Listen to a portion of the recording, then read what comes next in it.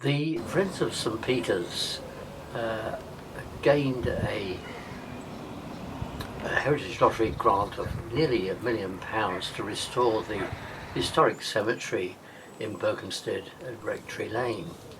And this is a recording of the work that went on over a 9-week period during the summer of 2018. The cemetery was first opened in 1820, and when you think of the nearly 200 years since then, the history of the world has changed enormously. At that time, the British Empire was reaching its height. It's now gone. All the colonial countries in Western Europe have lost all their colonies. It used to take weeks, if not months, to get to Australia. It's now 17 hours direct from Perth to Heathrow. And here's something which is relevant to the cemetery. The Cooper family, who ran the Cooper Ship Dip Company, which eventually became Burroughs Wellcome and the Wellcome Trust, the pharmaceutical company. They're buried there in the cemetery. And pharmaceuticals these days are completely different from what was probably a leech medical economy in those days. Anyway, the thing is, the work involved rescuing the walls, which were due for collapsing, as you see just here. Trees had been planted near the walls and had grown into them and were pushing them over. And so there's a fairly big reconstruction of the walls required. A wildlife area, which you just saw there, has been established. This is a repair of one of the walls where they put a little archway underneath. And that just then was the list of people who died in the various wars. A lot of war graves here. Some famous people too, members of the Royal Flying Corps in World War I and the RAF in World War II. The World War I general, Smith Dorrien, who actually fought in the Zulu Wars in South Africa at the turn of the 19th and 20th century. And then other people, there's a widow of a major general in, I think, World War II, buried in the thing. And of course, an awful lot of people who, the movers and shakers of Berkhamsted, not just the Coopers, but others as well. One of the more interesting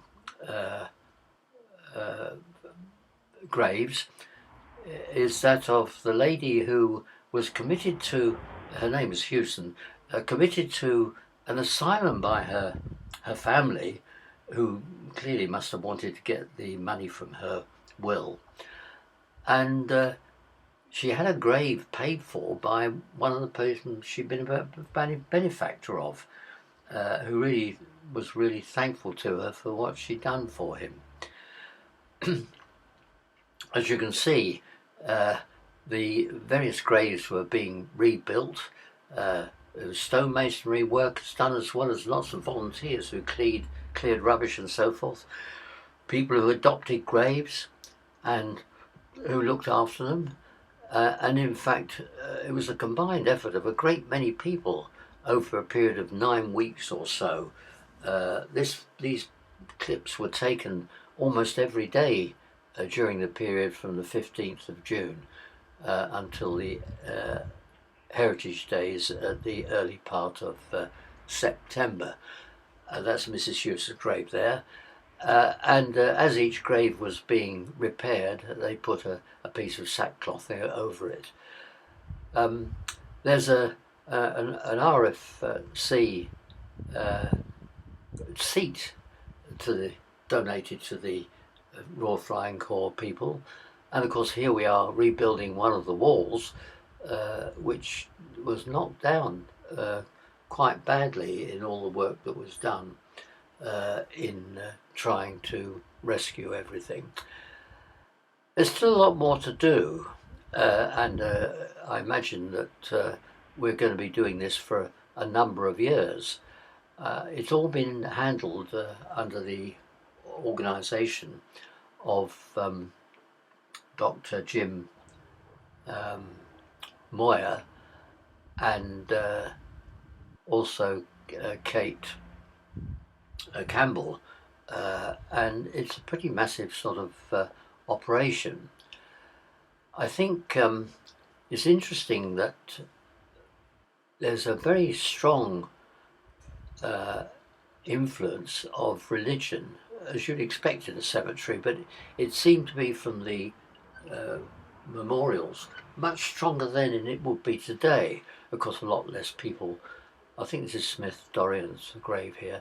A lot less people go to church these days. Only about 15% of the people are Church of England people. But nevertheless, I think this should be regarded as a celebration of these people's lives. Here's the wall being rebuilt at the southern end. It took some time to do that. And the clearing up right at the top of the hill, which when it's all cleared up looks very nice. It's an extremely pleasant place with long-term views over the Chiltern Valley. As you can see, I've recorded the dates as some of the work was done to show the progress, and here's some buttresses on the wall and all the sand that was brought in. One of the big jobs was the gate post, which we saw just then, that had to be underpinned. A very tricky sort of job that was, and then reconcreted back, and eventually almost totally rebuilt with the caps put on the top as one of the last things were done. That, by the way, just then was the seat for the Royal Flying Corps, and this, I think, is the Cooper's memorial. And here's some of the volunteers doing some clearing up one day when I met them. Funnily enough, most of the work seemed to be done during the mornings. Although I came out in the afternoon normally, I hardly saw anybody working there. You saw some of the graves then that had been looked after by somebody and being put into good shape by planting flowers and tilling the soil. And in fact, the chap, I think his name's Mike from the British Legion, is particularly looking after the British Legion's memorial thing with the list of all the war grave people is at the beginning of the cemetery at the northern entrance to it. Some of these graves look fairly expensive, not perhaps particularly these ones are fairly standard graves, but the ones with the crosses and the great memorials. But it's interesting to note that obviously some of these people must have been dead a long time before even their successors passed on, and consequently some of the gravestones broke and fell over, and here at the end of some restoration the cars finishing off. Here's one of the stonemasons doing a bit of work. There's some of the equipment that was used for digging things up and so forth like that. This is the Countess of Bridgewater's memorial. She donated more than half the cemetery land when it was extended later on. One of the Edgertons, who was a good egg, looked after the poor people and things like that.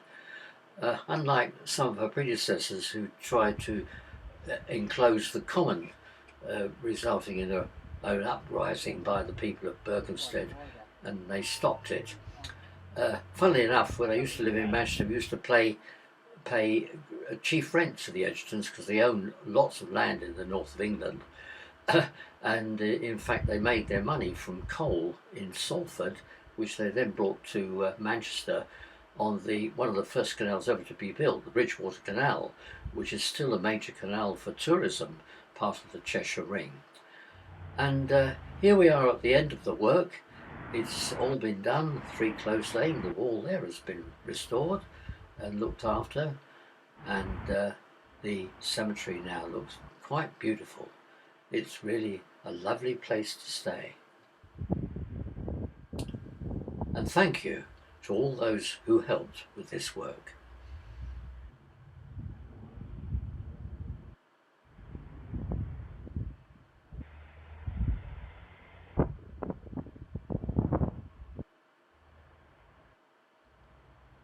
It's our local park.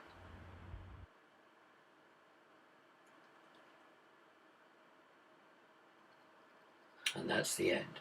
The Epilogue pictures tell it all. The project has won all sorts of prizes. All the paths have been built. There's one there, resin bonded gravel. The entrances are cobbled in, as you saw just then. All the bumps have been smoothed out. Graves have been adopted by people who are looking after them and planting flowers in them. Some of the tombstones have been made upright. That's the reparation place there. You can have meetings. People meet there and sit on the curbs, concrete seats. The peace seat has got a little library in it of books about graveyards and monuments and things like that. And it's a huge new war memorial with 41 people who paid their lives in World Wars I and II listed, and everything is absolutely perfect now.